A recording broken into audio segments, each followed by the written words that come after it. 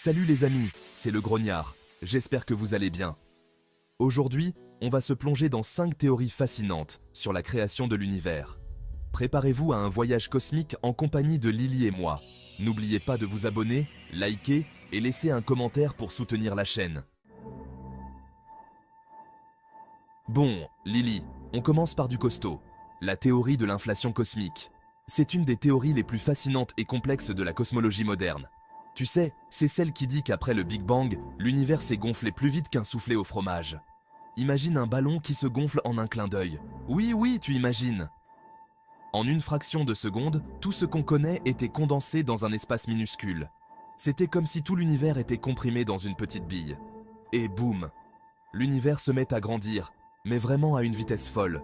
Une expansion si rapide qu'elle défie notre compréhension. Bien plus vite que la vitesse de la lumière. C'est difficile à imaginer, mais c'est ce que les scientifiques pensent s'est passé. Alors, tu vas me dire, mais Grognard, comment c'est possible? Comment l'univers a-t-il pu se dilater si rapidement? Eh bien, pendant un très court instant, les lois de la physique telles qu'on les connaît ne s'appliquaient pas vraiment. C'était une période où les règles étaient assez différentes. C'était un peu le Far West de l'univers. Les choses étaient chaotiques et imprévisibles. L'inflation cosmique, c'est un peu comme un bon coup de pied aux fesses pour tout mettre en mouvement. C'est ce qui a donné à l'univers son élan initial. Grâce à cette expansion ultra rapide, la matière a pu se répartir de manière plus uniforme, évitant ainsi des amas trop denses qui auraient pu empêcher la formation de structures, ce qui a permis aux galaxies et aux étoiles de se former. Sans cette phase d'inflation, l'univers serait très différent de ce que nous connaissons aujourd'hui. Et la preuve de tout ça, Grognard? Comment savons-nous que cette inflation a vraiment eu lieu? Le fond diffus cosmologique présente des variations de température très subtiles, des traces laissées par cette expansion rapide, comme l'empreinte digitale de l'inflation cosmique. Ces variations sont comme des indices qui nous racontent l'histoire de l'univers. Allez Lily, on passe à la théorie suivante. Prépare-toi, car il y a encore beaucoup à découvrir sur notre univers fascinant. Alors Lily, tu crois qu'on est tout seul dans notre univers? Eh bien, oui. Ah non! Selon la théorie des multivers, il y aurait plein d'univers, chacun avec ses propres règles. Imagine un peu des milliards d'autres univers, chacun avec ses propres lois de la physique, sa propre histoire, ses propres versions de nous-mêmes. Alors, à quoi ressembleraient ces autres univers? Certains pourraient être très similaires aux nôtres, avec des étoiles, des planètes et peut-être même de la vie. D'autres pourraient être radicalement différents. Imagine un univers où la gravité est inversée, où les objets tombent vers le haut. Bien sûr, pour l'instant, ce ne sont que des spéculations. On n'a aucune preuve directe de l'existence d'autres univers. Mais l'idée est tellement fascinante qu'elle alimente l'imagination des scientifiques et des auteurs de science-fiction depuis des décennies. Allez Lily, on continue notre exploration cosmique avec la prochaine théorie. C'est quoi ce rebond, Grognard? J'ai entendu parler de cette théorie, mais je ne comprends pas vraiment ce que cela signifie. Peux-tu m'expliquer? Ah, la théorie du rebond cosmique. C'est une idée fascinante qui propose que notre univers pourrait ne pas être unique. En fait, il pourrait être l'un des nombreux univers qui ont existé avant nous et qui existeront après nous. Selon certains scientifiques, l'univers aurait peut-être déjà existé avant nous. Imagine un univers qui naît, vit et meurt seulement pour renaître de ses cendres comme un phénix cosmique. Imagine un peu, notre univers ne serait qu'un chapitre dans une histoire bien plus longue, un cycle sans fin de naissance, de mort et de renaissance. Chaque cycle pourrait durer des milliards d'années, avec des périodes de calme et de chaos. Alors, comment ça marche? Comment un univers peut-il renaître après avoir disparu? Imagine un ballon qui se gonfle, puis se dégonfle, puis se regonfle encore. C'est un peu l'idée derrière la théorie du rebond cosmique. L'univers se dilate, atteint un point critique, puis se contracte à nouveau. C'est un peu l'idée derrière la théorie du rebond cosmique. Notre univers serait né d'un Big Bang, il est en train de s'étendre. Mais un jour, cette expansion pourrait ralentir, puis s'inverser. Ce processus pourrait prendre des milliards d'années. Notre univers serait né d'un Big Bang, il est en train de s'étendre. Mais un jour, cette expansion pourrait ralentir, puis s'inverser. Imagine un univers qui atteint son apogée, puis commence à se contracter lentement, comme un ressort qui se comprime. L'univers se contracterait alors sur lui-même, jusqu'à atteindre un état de densité et de chaleur extrême. Ce serait un moment de transformation intense, où toute la matière et l'énergie de l'univers seraient comprimées en un point minuscule. Et c'est là que ça devient intéressant. Au lieu de disparaître dans un trou noir géant, l'univers rebondirait sur lui-même, déclenchant un nouveau Big Bang et un nouveau cycle d'expansion. Ce serait comme une renaissance cosmique, un nouveau départ pour tout ce qui existe. C'est une idée assez vertigineuse, n'est-ce pas? Penser que notre univers pourrait être juste un maillon dans une chaîne infinie de création et de destruction. Chaque nouveau cycle pourrait être différent du précédent, avec ses propres lois de la physique et ses propres possibilités. Peut-être que dans un autre cycle, les lois de la gravité seraient différentes, ou que de nouvelles formes de vie pourraient émerger.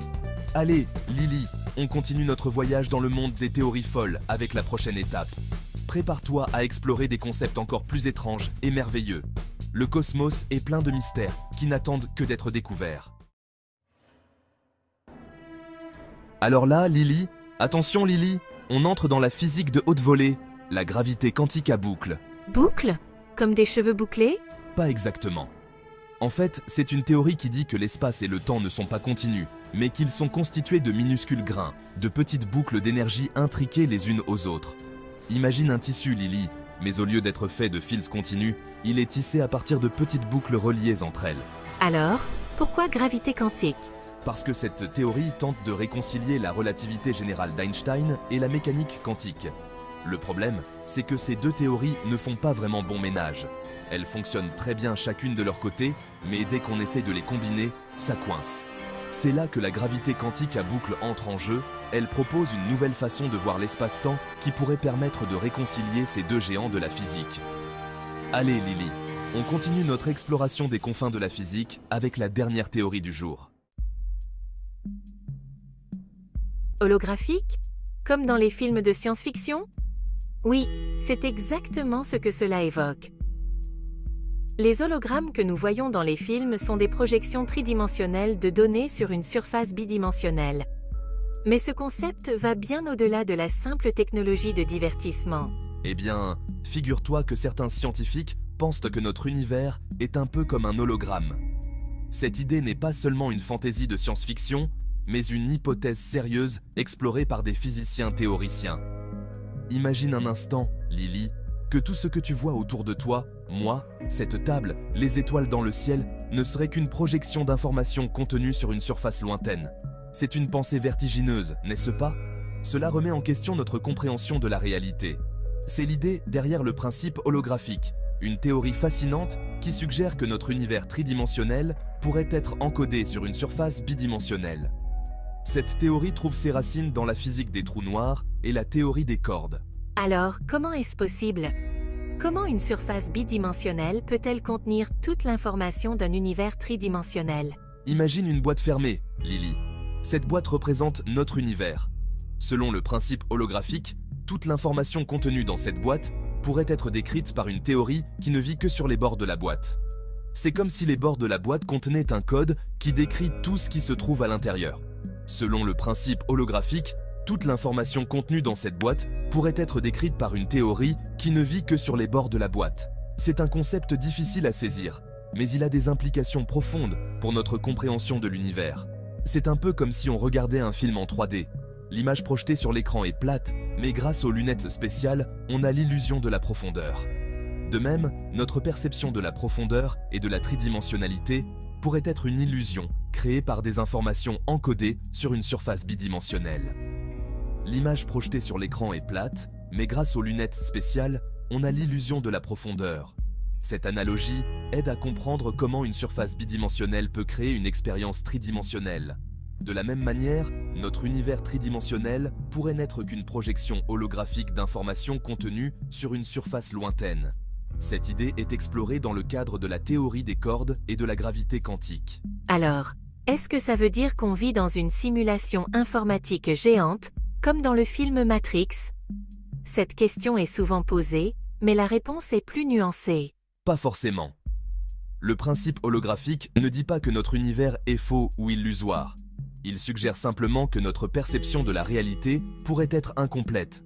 Nous pourrions ne voir qu'une partie de l'image, une projection de quelque chose de plus fondamental. Le principe holographique ne dit pas que notre univers est faux ou illusoire. Il suggère simplement que notre perception de la réalité pourrait être incomplète. Cela ouvre la porte à de nouvelles façons de penser la physique et la cosmologie. Il suggère simplement que notre perception de la réalité pourrait être incomplète. Peut-être que ce que nous percevons comme la réalité tridimensionnelle est une projection d'une réalité plus profonde et plus complexe. Allez, Lily, on a fait le tour des théories folles pour aujourd'hui. Mais n'oublie pas, la science est pleine de surprises et de mystères. Qui sait ce que nous découvrirons demain? Merci d'avoir regardé. On espère que ce voyage dans les méandres de la création de l'univers vous a plu. Abonnez-vous, laissez un like et un commentaire. À bientôt!